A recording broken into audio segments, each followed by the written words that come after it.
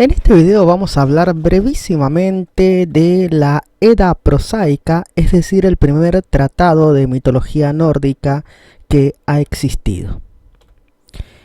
Vamos a hablar del siglo XII en Islandia, precisamente, buscándonos espacio y temporalmente. La expansión del cristianismo por toda Europa, por Francia, Inglaterra, Escocia, había retirado de a poco las costumbres, tradiciones y usos, y sobre todo la historia y la mitología pagana, hasta el punto de casi perderse por completo al precisamente fusionarse de a poco en un sincretismo con la nueva fe cristiana.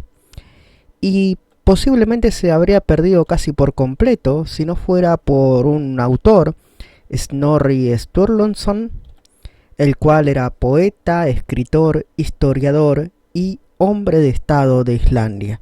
Fue nombrado 2 veces primer ministro o jefe del parlamento de dicha comunidad.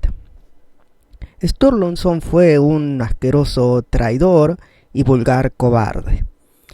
Era un hábil constructor de fuentes termales, que fue nombrado primer ministro, y viajó en una ocasión a visitar el reino de Noruega. Fue, por así decirse, tentado por el rey noruego y prometió entregarle Islandia como si fuera una más de sus tierras o colonias al rey noruego. En prenda le dejó a su propio hijo que lo tome de rehén. Volvió a Islandia, obviamente no lo logró, fue declarado traidor. Se enfrentó en una batalla con su propio sobrino, pero huyó de la batalla porque era demasiado cobarde para enfrentarla. Y finalmente el rey noruego, por no cumplir la promesa de entregarle o regalarle su país, lo mandó a liquidar. Esa fue la breve y corta vida del traidor Sturluson. Y no lo habríamos recordado mayormente si no fuera porque fue también el mayor escritor de historia de la mitología. Escribió la Edda prosaica o Edda en prosa, donde se nos narra, es un compendio total donde se narra toda la mitología y la poesía nórdica. Todo lo que conocemos de los pueblos nórdicos, que eran completamente ágrafos. Las runas, por ejemplo, se usaban para adivinar, no para dejar por escrito nada, se narra en esa obra. El origen y la forma del cosmos, del fuego y del hielo, el origen de los gigantes, el origen de los dioses a través del sudor de estos gigantes, y luego la fundación del hombre, el Asgard, la relación entre el Midgard y todas esta bellísima cosmogonía en su totalidad se narra en esta obra.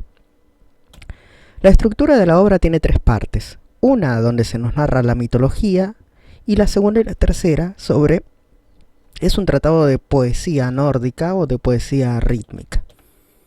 La primera es la parte mítica, se llama Gylfaginning o la alucinación de Gylfi, un mítico rey que visita el Asgard para hablar con los Ases, es decir, con los dioses. Allí se encuentra con 3 hombres, que se llaman a sí mismos Alto, Más Alto que y Tercero. Estos hombres en realidad son dioses disfrazados que le narran toda la cosmogonía de principio a fin. La segunda parte es la parte poética, donde, hablando con el dios de la poesía, se les revelan las Kenning en singular y Kenningar en plural. Estas son metáforas o recursos retóricos, alegorías, son formas simbólicas de nombrar las cosas que se usan en poesía. Pero la estructura de la Kenningar es que se usaba siempre, cada vez que se iba a mencionar una palabra, se la reemplazaba en sustitución por la Kenningar. Es decir, eran una especie de metáforas de uso obligatorio y oficial. De aquí es donde surge la metáfora de la batalla como festín de cuervos. O a veces también se le llamaban festín de dardos. Y por ejemplo había Kenningar dobles donde a la espada se le llamaba el fragor del festín de los dardos. A su vez, por ejemplo, a las nubes de tormenta se les llamaban sombrero de Odín, ya que Odín llevaba este largo sombrero de copa que asemejaba a una nube. O por ejemplo, al aire se le llamaba nido de pájaros. Y por ejemplo, cuando una persona estaba perdida, se decía que había recorrido el camino de la serpiente. Finalmente, en la tercera parte, es la parte de la métrica y de la rítmica, donde se dan los recursos técnicos para confeccionar los versos.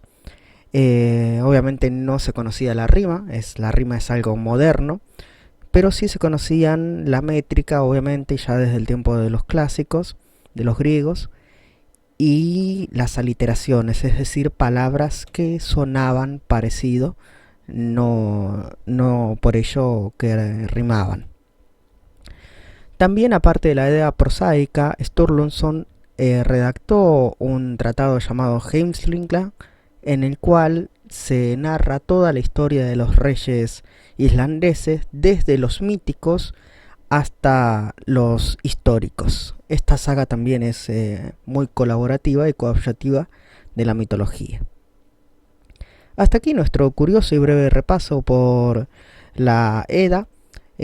Muchas gracias por compartir este video si te ha gustado, y si te ha interesado este tipo de temáticas que habitualmente no abordo en el canal, siempre hablamos de mitología griega por lo general, deja un me gusta y iré haciendo más videos narrando las historias mitológicas que contiene obviamente la Edda, que el día de hoy no hemos tocado, pero son igualmente ricas y bellas en metáforas felices.